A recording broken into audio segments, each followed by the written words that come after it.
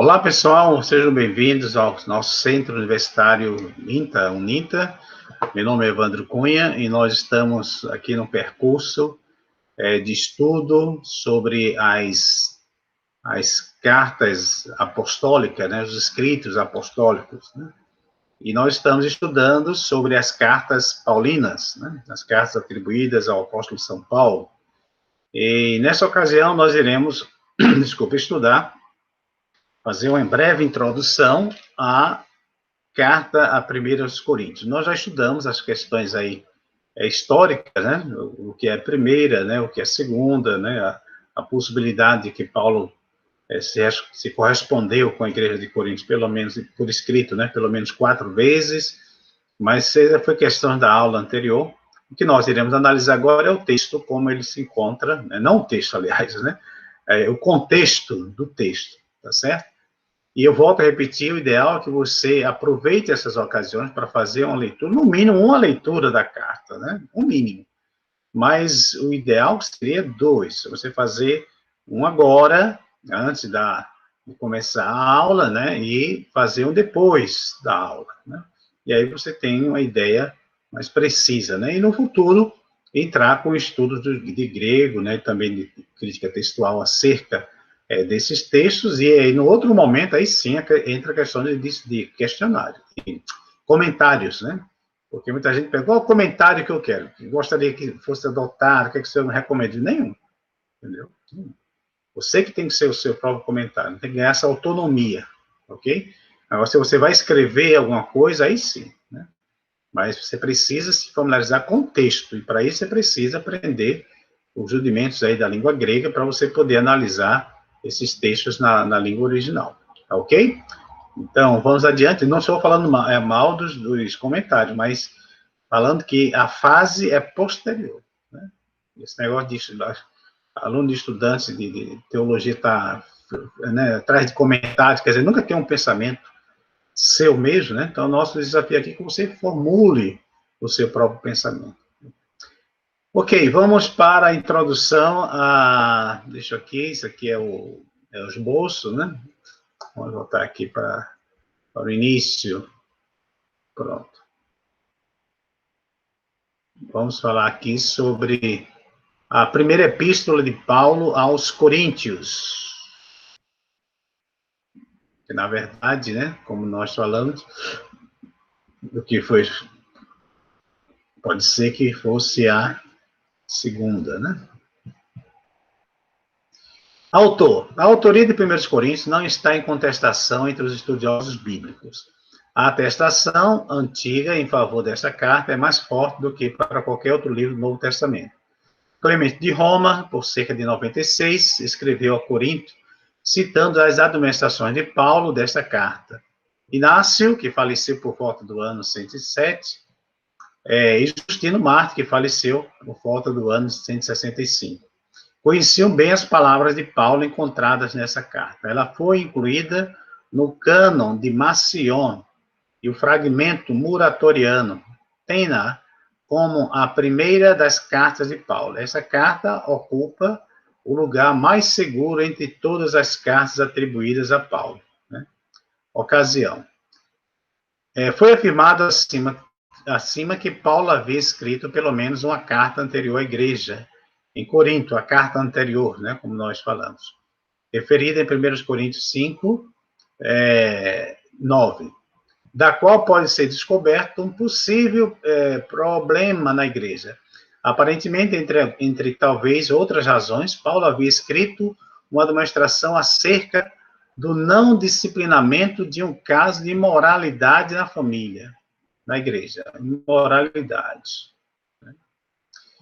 Os irmãos acharam a demonstração de Paulo ambígua e escreveram em resposta a ele, assinalando a ambiguidade alegada. Pelo menos 3 representantes levaram a carta, juntamente com a comunicação pessoal particular acerca dos negócios da igreja, de acordo com 16 e 17. Entre mentes, Apolo havia retornado a Éfeso. Sóstenes havia chegado e alguns da casa de Cloé haviam informado Paulo sobre a situação na igreja. Dessas fontes, Paulo soube acerca das divisões na igreja de Corinto. Um caso de gritante imoralidade, né, onde o filho estava transando possivelmente com a sua madrasta, né, com a mulher do seu pai, essa expressão que Paulo usa, né, então não era com a mãe, né, com a mulher do seu pai. E pode ser também um eufemismo para a mãe, né, mas geralmente essa é uma expressão usada para se referir a uma mulher que não era a mãe do rapaz. E o levar a disputas perante tribunais pagãos. Era necessário dar resposta à igreja acerca de sua compreensão da carta anterior. Casamento e celibato, o comer carnes sacrificadas às deidades pagãs, a adoração pública, a ressurreição, a coleta para com os crentes pobres de Corinto e sobre Apolo. Com todas as interrogações e problemas, teria sido melhor, naturalmente, ir até Corinto, mas Paulo sentiu que não podia deixar Éfeso no momento. O melhor que ele pôde fazer naquelas circunstâncias foi escrever e enviar um emissário pessoal, que no caso foi Timóteo, né? E chegaria a Corinto depois desta carta. Como resultado, os crentes de todas as épocas têm essa notável carta. Nenhuma carta de Paulo responde a tantas questões práticas. Veja, enquanto Romanos tem questões teológicas, né, essas cartas aqui tratam de questões práticas, ou éticas, né, ética comportamentais. Ou apresenta tão vigorosamente as implicações éticas colocadas sobre a vida cristã em uma sociedade pagã e imoral, né? Por isso que tem uma relevância muito grande para os dias de hoje, né? A data deve-se inferir de 2 Coríntios 8 a 10 e 9, 2, em junção com 1 Coríntios 16, 1, que 1 Coríntios canônica foi escrita cerca do ano de 2 Coríntios, ou seja, no mesmo ano, né? Sabe-se que Atos 19, 10, que Paulo esteve em Éfeso por 2 anos, pregando na escola de Tirano, mas ficou em Éfeso por algum tempo. Aliás, mas ficou em Éfeso por algum tempo, de Atos 19, 22, abre a porta para mais tempo, né? No discurso da despedida dos anciãos efésios, Paulo afirma que trabalhou entre eles pelo espaço de 3 anos. Se Paulo chegou a Éfeso em 52, conforme anteriormente sugerido, os 3 anos levariam para 55. De acordo com Atos 20, verso 16, fica-se sabendo que Paulo estava em Corinto, antes de Pentecostes, de 56. Ali ele deve ter escrito, segundo os Coríntios, no outono de 55 DC, para dar tempo de passar os 3 meses em Corinto, antes de partir para Jerusalém. A escrita desses primeiros Coríntios teria sido feita, então, durante o fim do inverno de 54 a 55. O início de 55, antes do Pentecostes, de 1 Coríntios 16, verso 8. Aí, quanto à integridade do texto, quando se fala aqui, o autor fala de integridade do texto, pessoal, ele está se referindo aqui à crítica textual, né? O estudo dos manuscritos, para saber se realmente isso é um livro confiável, se foi alterado alguma coisa, etc. A integridade textual de 1 Coríntios é conhecida pela maioria dos estudiosos do Novo Testamento.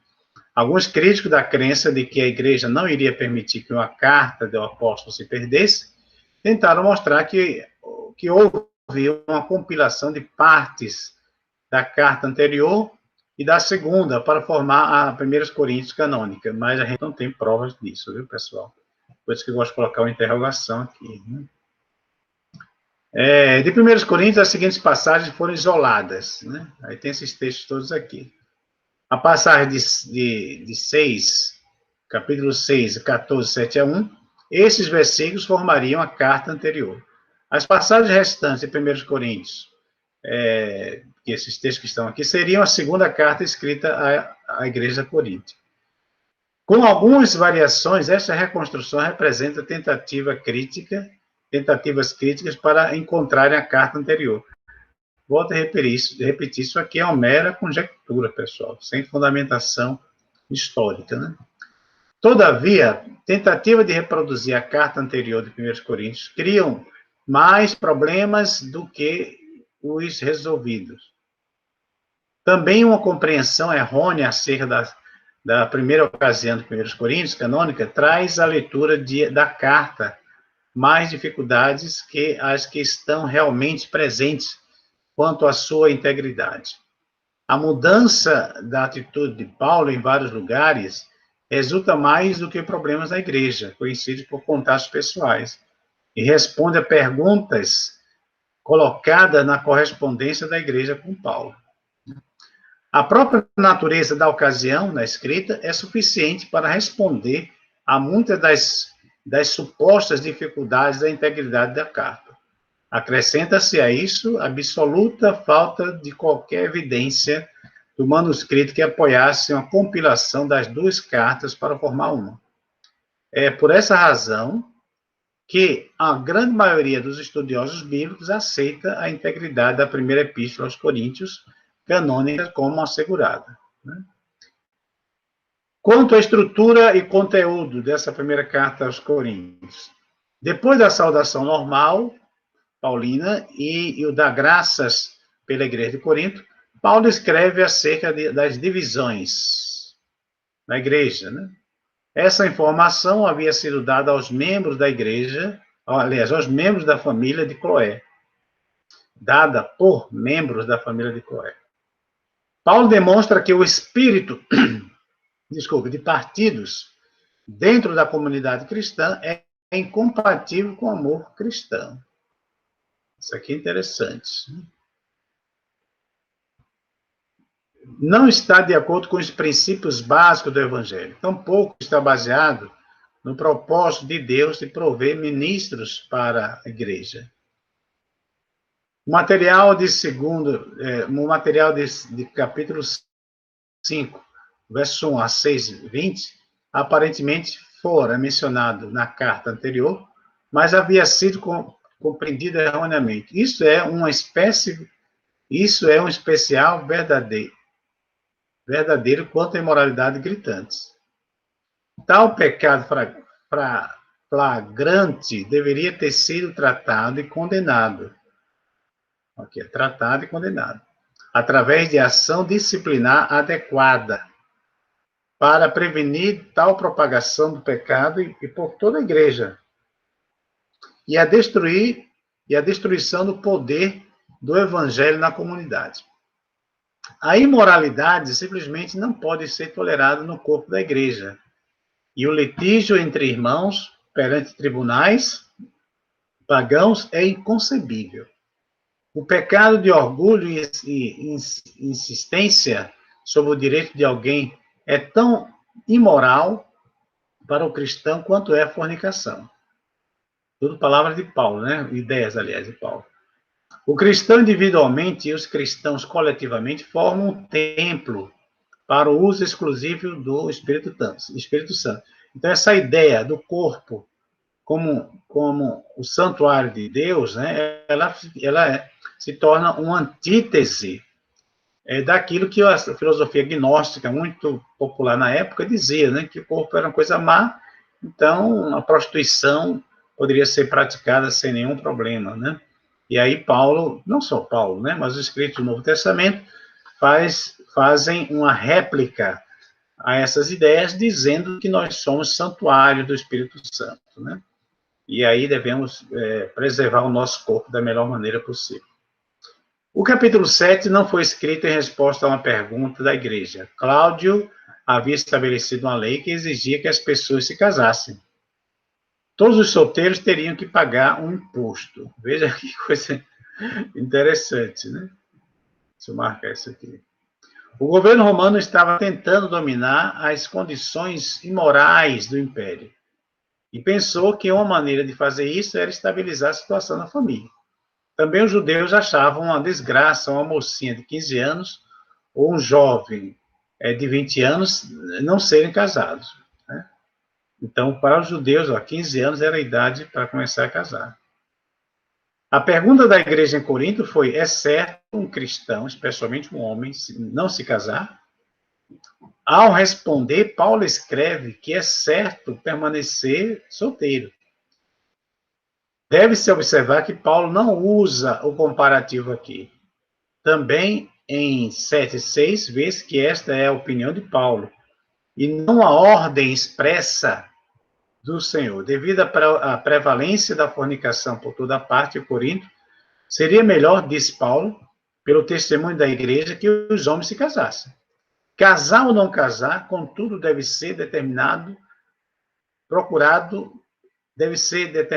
procurado a vontade de Deus em cada caso. Em se tratando de casamentos mistos, né, ou seja, de um pagão com um cristão, né, aquele que um dos cônjuges se tem um crente depois de ter casado, o peso de dissolver seu casamento cai sobre o cônjuge não crente. É logicamente admitido no Novo Testamento que um cristão jamais deve entrar em uma relação tal com um não crente, que possa levar ao casamento. Um cristão simplesmente não pode casar-se com um não cristão.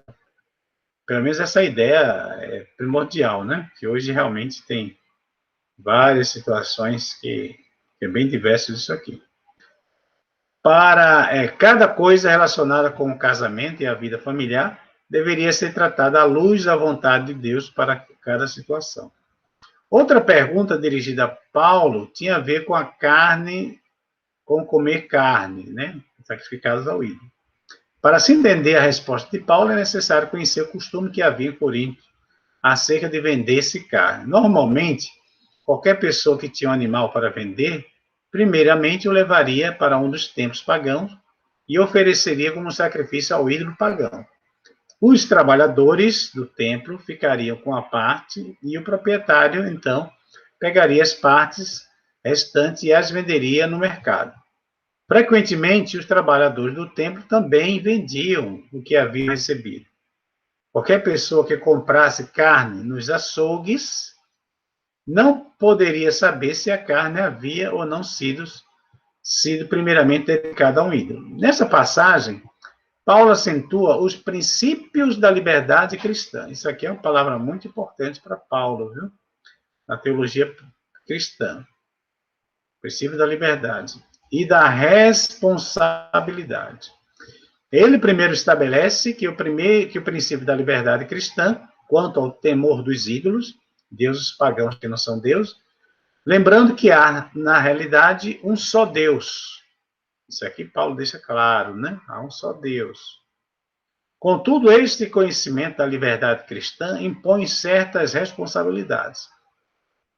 O princípio em toda parte é que a liberdade que um cristão forte na fé deve ser voluntariamente cedida para ajudar o irmão que tem uma fé fraca consciente, uma fraca consciência. Como exemplo desta entrega de direitos, Paulo diz que ele não insistia em ter os direitos do apóstolo quando ele trabalhou entre eles.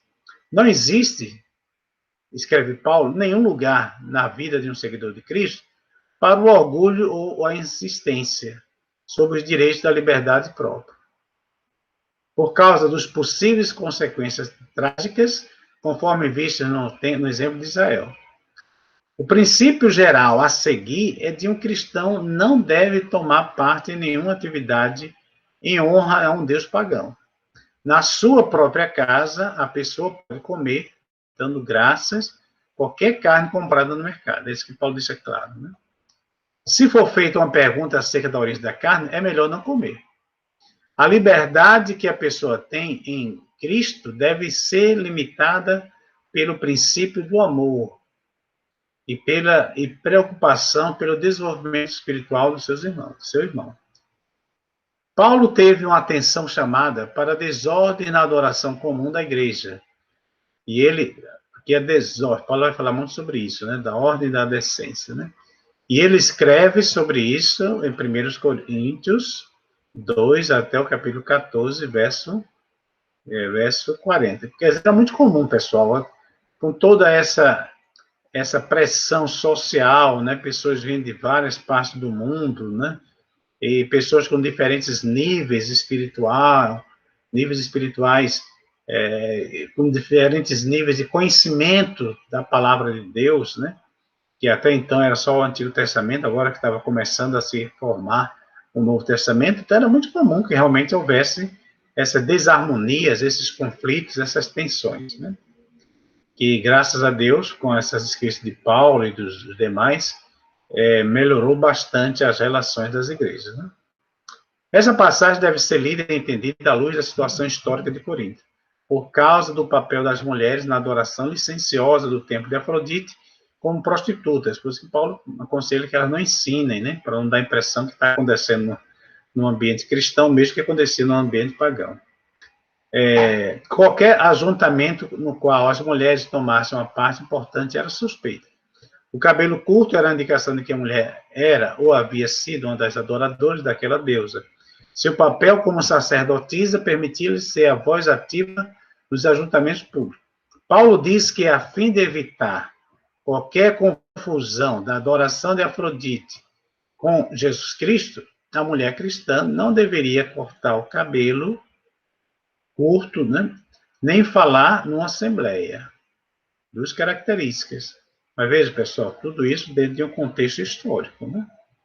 O princípio é que não deveria haver absolutamente nenhuma confusão na adoração de Deus com qualquer deidade pagã na mente de nenhuma pessoa que visitasse uma adoração cristã pública, que geralmente eram feitas em casas, né?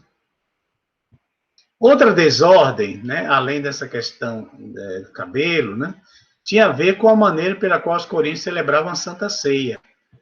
A igreja de Corinto era composta de ricos e pobres. Era o costume da igreja primitiva ter um jantar, que seria seguido pela Santa Ceia. Durante o jantar, os membros abastados comeriam até se encher, enquanto os membros mais pobres eram isolados, eram solicitados a ficarem de lado. Depois da refeição, os membros pobres, então, seriam convidados a participar com os membros ricos na ceia. Veja que coisa absurda, né? Paulo escreve que isto é incompatível com o significado real da ceia, né? Que é onde todos são um, né? Como diz a liturgia. Participar com tais divisões é celebrar de uma maneira indigna, e isso é pecado, porque o corpo de Cristo, a igreja, não é discernido. Se não puder ser fornecida comida para com todos os presentes, então a festa de amor deve ser dispensada e somente a ceia do Senhor celebrada, em demonstração da unidade e unicidade do corpo de Cristo. Outro caso de desordem na adoração pública é tratado no capítulo 12 a 14. Infelizmente, a palavra dons encontrou seu caminho em várias traduções. Essa palavra não se encontra em nenhum manuscrito grego existente. A palavra dom, veja aqui que interessante, pessoal. Aqui tem a ver com crítica textual, viu? Aqui, ó. Essa palavra, para dons, não se encontra em nenhum manuscrito antigo. Está falando manuscrito da carta, isso aqui é crítica textual, né? Está se falando aqui da carta aos Coríntios, né? O problema parece ser mais com membros espirituais do que com acerca dos dons. Aqueles que afirmavam ter alcançado um nível superior, isso aqui era muito característico das religiões gnósticas, né? Que achavam que alguns indivíduos tinham uma comunhão mais elevada com Deus que outros, etc. Né? Superior de espiritualidade, desejavam demonstrar seu crescimento avançado através de uma mostra pública dos seus dons espirituais. Paulo escreve que os dons de Deus para a igreja, através de membros individuais, são para a igreja inteira e não para a glória pessoal de algum único membro. A espiritualidade não se vê nas consecuções de uma pessoa, mas antes na utilidade de uma pessoa em desprender-se para ajudar o corpo da igreja inteira, através do amor autossacrificial. De fato, o mais observável e mais evidente dos dons, falar em línguas, é o mais proveitoso de todos para a adoração pública. A adoração cristã, logicamente, o pessoal está se falando aqui da chamada glosolalia, né? Glosolalia, que nada mais é do que falar de idiomas estrangeiros, né? Lembrando que Corinto é uma cidade cosmopolita, né? Pessoas de diferentes nações, com línguas diferentes. Então, na adoração pública, era imprescindível a questão da tradução. Quando morei na Europa, eu tive a oportunidade de participar de igrejas brasileiras e de imigrantes, né? E ali a gente vê como era importante ter pessoas para traduzirem, né? Para grupos diferentes, né? Dentro do salão ali, que são salões, salas, né? Onde se reúnem, né? Então, isso na modernidade, né? Agora, naquela época, mais ainda. Então, alguém estava pregando, era necessário que alguém traduzisse para outras pessoas. Então, não tem nada a ver com determinados fenômenos que a gente encontra nas igrejas, né? Mas não vamos entrar nessa polêmica agora, não, que não é a intenção, né? A adoração pública deverá ser feita com decência, com tão pouca confusão quanto possível e com entendimento, a fim de que todos possam glorificar a Deus através do Senhor Jesus Cristo. A importância e natureza da ressurreição é tratada no capítulo 15, que é um capítulo maravilhoso, né, falando sobre a ressurreição. Paulo dá ênfase à importância da ressurreição como sendo central na mensagem cristã. Fora da ressurreição real de Jesus, não pode haver um lar para o cristão. A dúvida acerca da ressurreição vem da ideia grega sobre a inerente natureza má. Isso aqui nós já falamos, né? Gnosticismo. Da carne, né? A filosofia grega, numa tentativa de explicar a origem do mal e por que os homens sofrem, afirmava que a alma, sendo imortal, torna-se presa na prisão da carne, ou seja, no corpo. O universo físico e, portanto, a carne é criação dos espíritos maus. A salvação só pode ocorrer quando a alma, tendo obtido conhecimento suficiente acerca dos mistérios do universo, é libertada do ciclo interminável de reencarnações. Essa ideia espírita é muito antiga, não? E é absorvida finalmente pelo remoto Deus, o primeiro motor movente, né? Paulo insiste que Deus é o criador do universo e que o corpo é bom e não mal em si. A ressurreição desse corpo carnal, adaptado agora para essa esfera, deve ser transformado em um corpo adaptado para a esfera celestial. A certeza da mensagem cristã é exatamente como Jesus ressuscitou no túmulo. Da mesma forma como o corpo do crente será transformado, né? Então, o corpo é o santuário do Espírito Santo, mas ele será transformado devido à contaminação com o pecado, né? Para ser igual ao do Senhor ressurreto. Essa salvação não depende do conhecimento de uma pessoa, como queriam os gnósticos, né? Mas se apoia na relação da pessoa com o Senhor Jesus Cristo, através de quem se tem a vitória sobre o pecado, né? Por isso que Paulo diz, né? No momento que ele diz assim, né? Se Cristo não ressuscitou, é vã a nossa fé, né? E a ressurreição de Cristo é a garantia da nossa ressurreição, e a mensagem da ressurreição foi uma das mensagens muito fortes na mensagem da igreja primitiva. É feita menção em 16, 1 a 4, acerca da oferta a ser coletada e mandada para os cristãos pobres de Jerusalém. Após isso aqui é a ideia da solidariedade, né? Também algo muito forte, eu mencionei para vocês na última aula, era tão forte na igreja cristã e tão forte também no judaísmo primitivo, né? Que os muçulmanos depois pegaram muito disso aí. E também as teorias socialistas, comunistas também pegaram muito desse aspecto da solidariedade cristã, do cristianismo antigo, né? Vamos ver aqui.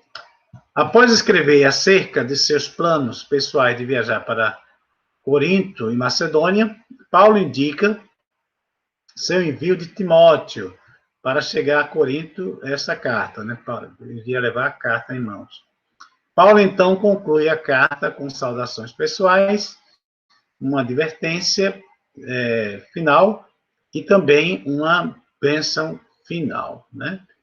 Isso aqui é importantíssimo para a gente perceber aqui como Paulo tinha um carinho especial pelas suas igrejas, né? Pessoal, é basicamente isso que nós temos que mostrar para vocês. Mais uma vez, eu aconselho, relembro a necessidade de vocês lerem essas cartas. Quem já sabe já um pouquinho mais de grego, mergulhar no texto grego, e só depois procurar em comentários para comparar com aquilo que vocês descobriram. Agora, lógico, se vocês forem escrever alguma coisa, um artigo, aí sim, né, precisa de comentários para poder abalizar o que vocês vão apresentar. Mas passe mais tempo lendo a Bíblia e com os textos gregos do que com qualquer outro material, tá certo? Leia esse material que estará disponível, desse livro que estamos apresentando, como também do material didático, preparado pelo professor Sobreira, e desse modo vocês terão materiais suficientes, né? Entendeu? Não vai correr atrás da internet nesse contexto, porque você vai encontrar um oceano de informações, isso vai levar tempo, vai desviar do foco, e o que vocês têm aqui, que vocês fizeram boa leitura, e principalmente com texto, de preferência grego e português, vocês comparando ali, vocês vão aprender muita coisa, entendeu? Estarão aí aptos para fazer bons sermões, boas apresentações, bons artigos, tá certo? Então, muito obrigado pela atenção, que Deus abençoe vocês ricamente, e nos veremos em breve.